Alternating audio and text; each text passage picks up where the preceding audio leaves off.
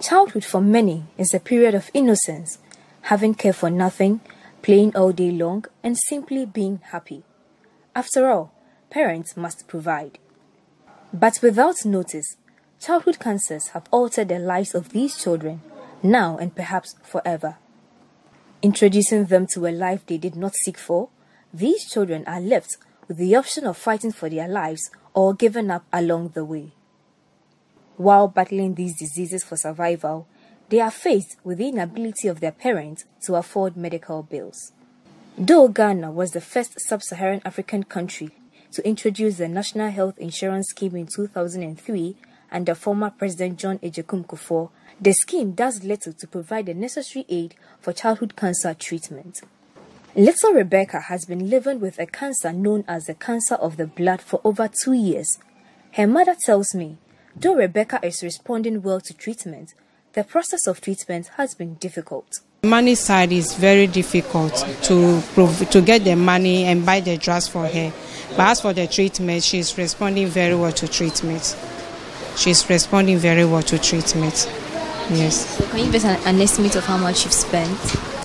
Actually, I can't tell, but for the first 6 months, the money we spent was 8,100. Ohenewa Florence is a patient of germ cell tumor, another type of childhood cancer. The cancer began with her belly swelling up. With little knowledge on the possibility of it being a cancer, the mother took to regular hospital visitations. It all began at the Asaman Kese Hospital. Her stomach swelled up, but we didn't know it was cancer. My child was hospitalized for a month, after which she was scanned. The doctor asked us to consider a transfer to the Koforidua Hospital. We spent 2 months there, but her stomach just kept swelling. She couldn't pass urine or eat herself. So the doctor said he would operate on her. The results revealed that it was a germ cells tumor. The doctor referred us here to the Kolebu Teaching Hospital for treatment.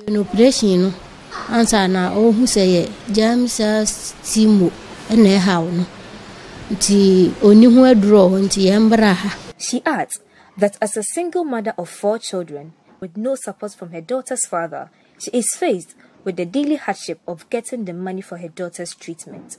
I have had another child here. I don't have anyone to support me with the treatment. Even what to eat is a problem for me.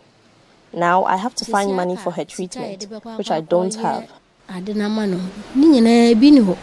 The story is no different from what these mothers have to share. Life has been difficult. Searching for money to care for my child is difficult. Sometimes it becomes very hard to feed my son. It hasn't been easy. It's been very tough. So you can see my younger son has to stop schooling. Now he's in the house with me. And because of that, I'm not working. So I have to be in the house. Sometimes when I come, I'm not able to afford the medication, so I'll have to go back, solicit for funds. If I don't get, I'll have to go and borrow, then pay back. For these parents, in addition to the financial challenges, they are unable to detect the signs of these cancers.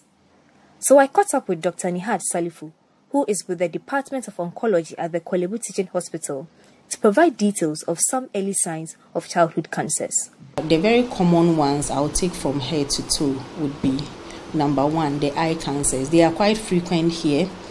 So the eye cancers, most of the time, they will present as something white, a white pupil. So the black area within the eyeball would show as something whitish. We call that leukocoria, but it usually would present like something white, over the eye. And most people would think that, oh, this is a cataract.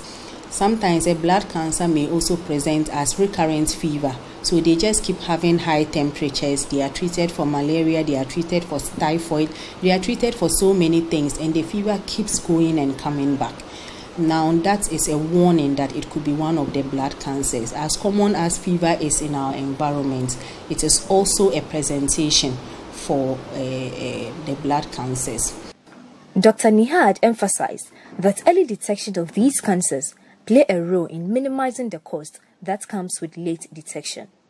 It's important to distinguish childhood cancers from cancers that occur in adults, principally because of its high cure rates.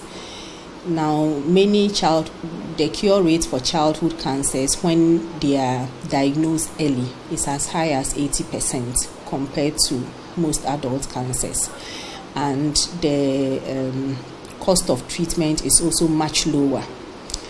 So it's important that as a population, we are able to identify these cancers early.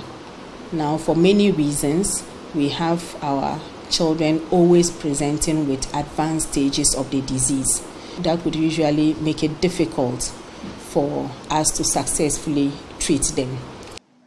Throughout my interactions with the parents, they complain generally about how the National Health Insurance Scheme is unable to lighten their burden. National insurance does not cover their drugs. No, not at all. Insurance only like some of the labs, like full blood counts and some of the labs, and the ward fee, maybe feeding, those kind of things. But the chemotherapy, insurance does not cover. Cover insurance. I don't have the money. The National Health Insurance does not cover any of the processes. All it covers is the drip. That's all. NHIS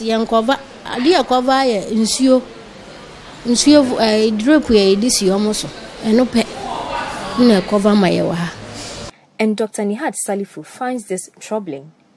Through no fault of theirs or their parents, they have developed this disease.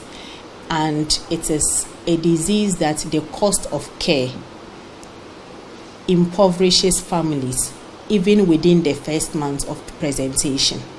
Most of the families that come to us, the parents have never been able to hold up to 500 cedis of their own as profit for whatever petty trade they are doing.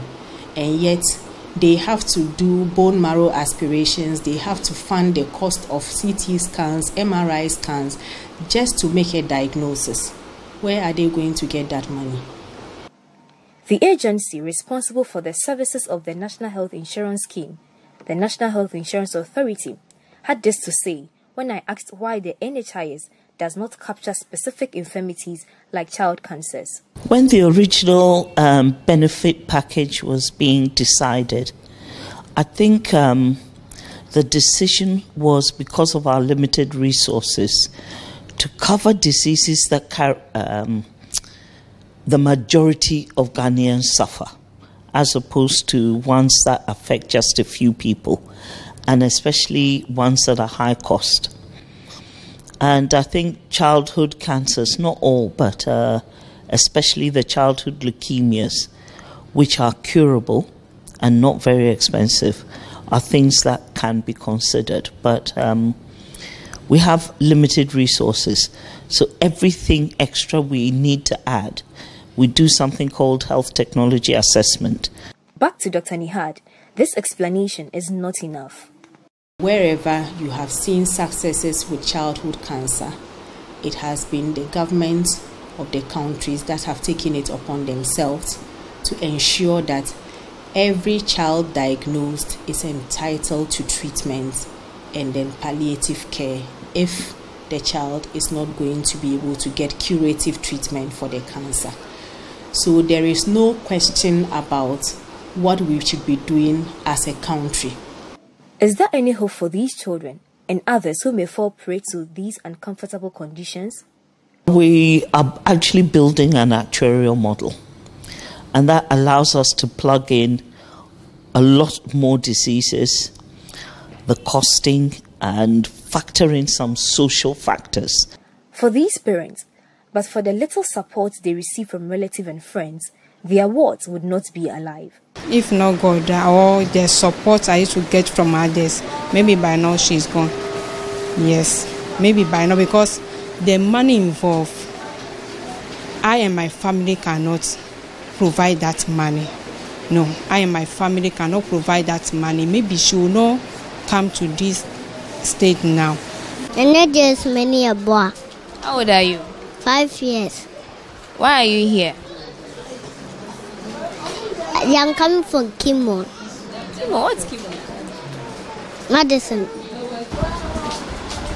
I'm here to get my healing. I'm here to have my medicine to be healed. Why? What is wrong with you? What did the doctor say? Cancer of the blood.